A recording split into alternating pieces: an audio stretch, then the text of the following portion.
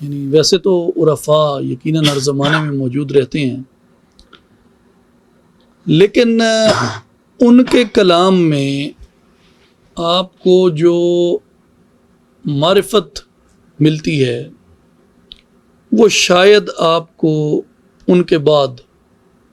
کسی اور صوفی شاعر کے کلام میں اس طرح نہیں ملتی۔ اس لیے حضرت خواجہ صاحب رحمۃ اللہ علیہ کو اس وقت تک پنجابی ادب میں خاتمۃ الشعراء بھی سمجھا جاتا ہے۔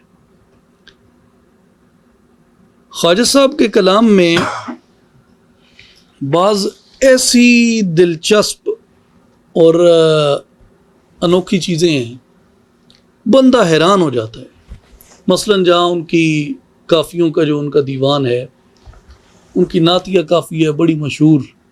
اتھا میں مٹھڑی نت جان بلب بوتا خوش وسدا وچ ملک عرب، ہر ویلے یار دی تانگ لگی سنجے سینے سکھ دی سانگ لگی،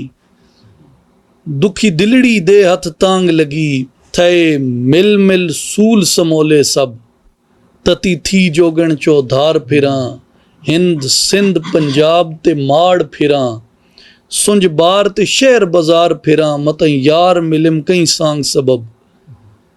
اور کمال عجز و انکساری ہے، توڑے دھکڑے دھوڑے کھاندڑیاں تیڈے نام تو مفت وی کاندڑیاں، تیڈے باندیاں دی میں باندڑیاں ہے دردے کتیاں نال ادب، اتھا میں مٹھڑی نت جان بلب اوتا خوش وستا وچ ملک عرب۔ یہ کافی نمبر 22 ہے، جہاں سے حضرت خواجہ صاحب رحمۃ اللہ علیہ کی کافی نمبر 23 شروع ہوتی ہے۔ میرے خیال میں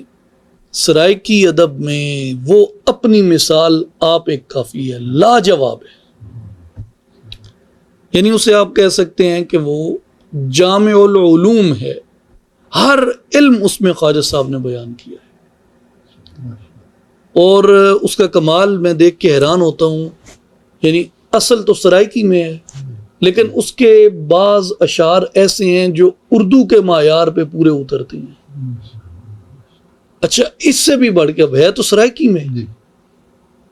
لیکن اس کے بعض اشعار ایسے ہیں جو فارسی کے معیار پہ پورے اترتے ہیں، کافی سرائکی میں ہے۔ اچھا، اس میں انہوں نے تصوف بیان کیا، اس میں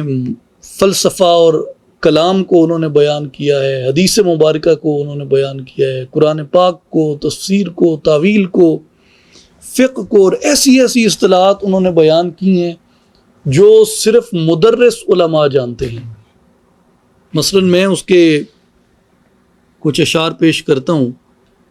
آپ فرماتے ہیں کہ سن سمجھ اے زاہد جاہد تو ہن عشق دے اے کلمات عجب، ہے گال عجب ہے حال عجب ہے چال عجب ہے گھات عجب۔ آپ کو علوم کے ساتھ اس میں جو ردم اور جو لے نظر آتی ہے، وہ آدمی اس کو پڑھتا جاتا ہے اور یوں معلوم ہوتا ہے کہ جیسے میں سمندر کے اوپر تیرتا چلا جاتا ہوں۔ یہ اس کا کمال ہے گال عجب ہے حال عجب ہے چال عجب ہے گھات عجب، ہے ذوق عجب ہے شوق عجب ہے عین عجب ہے بین عجب، ہے ذکر عجب ہے فکر عجب ہے نفی عجب اثبات عجب، کل تانگ طلب مفقود کرن سب صورت حق مسجود کرن، تھی بازل ترک وجود کرن سکھ سوم صلات زکات عجب، حکمات عجب شبہات عجب درجات عجب درکات عجب آیات عجب طاعات عجب طاغوت تلات منات عجب، ایک ذاتوں سہنس زوات عجب اسماء افعال صفات عجب،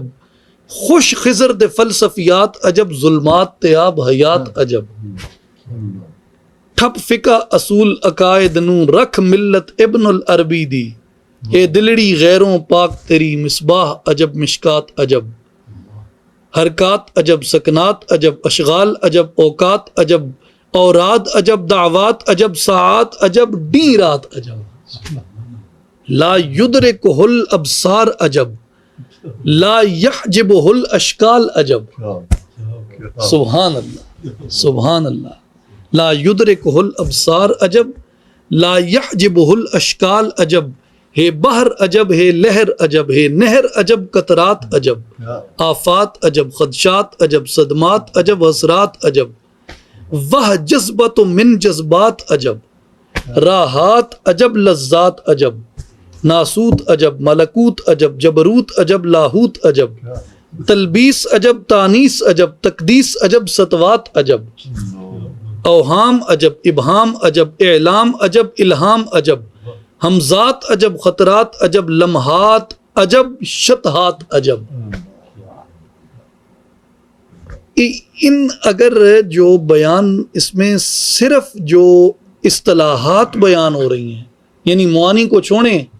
کہ معانی کیا نکلتے ہیں، معنی تو اصطلاح کے آنے سے نکلتا ہے نا، کہ جملے کے اندر جہاں اصطلاح آتی ہے پھر اس کے مطابق اس کی تفہیم بیان کی جاتی ہے۔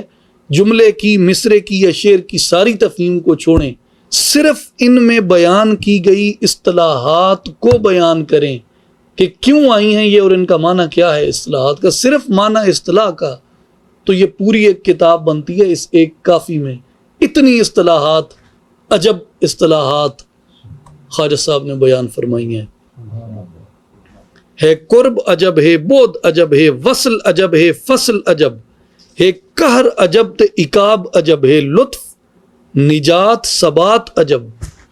ابدال عجب اوتاد عجب، اقطاب عجب افراد عجب،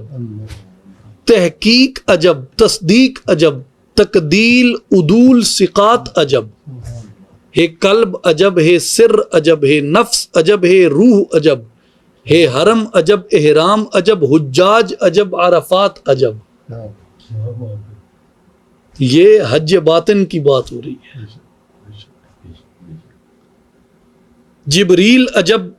اب یہ دیکھیں قرآن پاک کی اصطلاحات آتی ہیں۔ جبریل عجب تنزیل عجب، ترتیل عجب تعمیل عجب، ہے ظہر عجب تفسیر عجب، ہے بطن تے تاویلات عجب، ہے کبر تے فخر غرور عجب، ہے نار عجب ہے نور عجب، ہے نخل عجب ہے طور عجب، ہے موسیٰ تے میقات عجب۔ اب جو نخل ہے موسیٰ علیہ السلام کی داستان میں وہ ایک الگ معنی و مفہوم ہے، اور جو طور ہے وہ ایک الگ معنی و مفہوم ہے۔ آغاز عجب انجام عجب، ہے شام عجب پربھات عجب، ہے شمس تے مد الظل عجب، ہے عکس عجب ذرات عجب، ہے طرح قیام قیود عجب، ہے وضع رکوع سجود عجب، ہے شفع عجب، ہے وتر عجب ارکان عجب رکعات عجب، ہیں دوزخ دے طبقات عجب، ہے جنت سبع صفات عجب، اسیاں عجب اسات عجب ابرات باقیات عجب، سبحان اللہ۔ واللیل ہے رمز بطون عجب، والقلم عجب ہے نون عجب، والتین تے والزیتون عجب،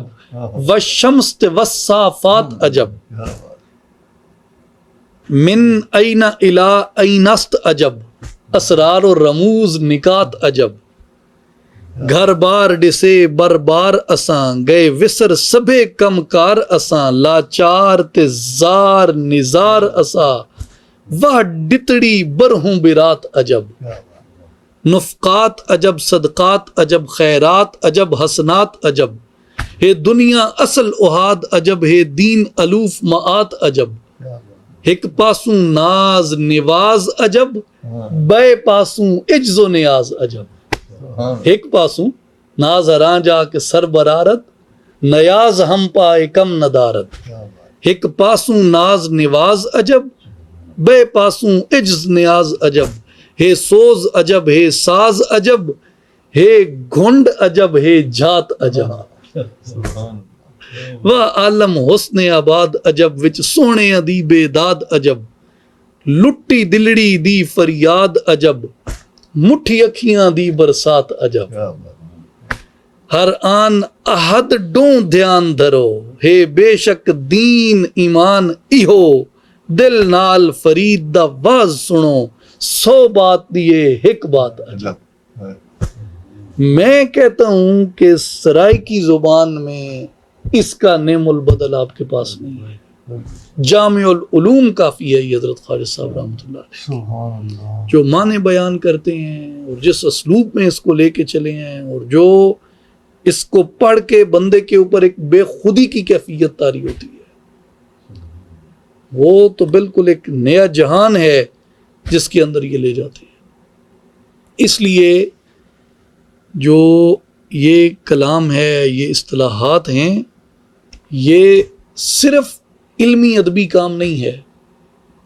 کہ بندہ کہے جناب میں علم و ادب پڑھ لوں گا تو میں اصطلاحات سیکھ لوں گا تو زبان دانی ایک الگ چیز ہے، قافیہ بندی ایک الگ چیز ہے،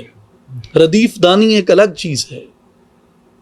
لیکن اصل بات یہ ہے کہ جب صوفی باصفا عارف کامل اپنی اس عارفانہ تجربے سے گزرتا ہے، پھر ان چیزوں کو جس ترتیب میں وہ لا کے بیان کرتا ہے وہ ادب کی جان ہوتی ہے. اس لیے عرفاء کا مقصود کلام جو ہوتا ہے، مقصود کلام وہ صرف محظوظ ہونا نہیں ہوتا کہ وہ اپنے کلام سے محظوظ ہوں، یا وہ صرف زبان دانی سے لطف لیں جس طرح کے عام لوگ شاعری برائے شاعری کرتے ہیں، وہ شاعری برائے تربیت کرتے ہیں.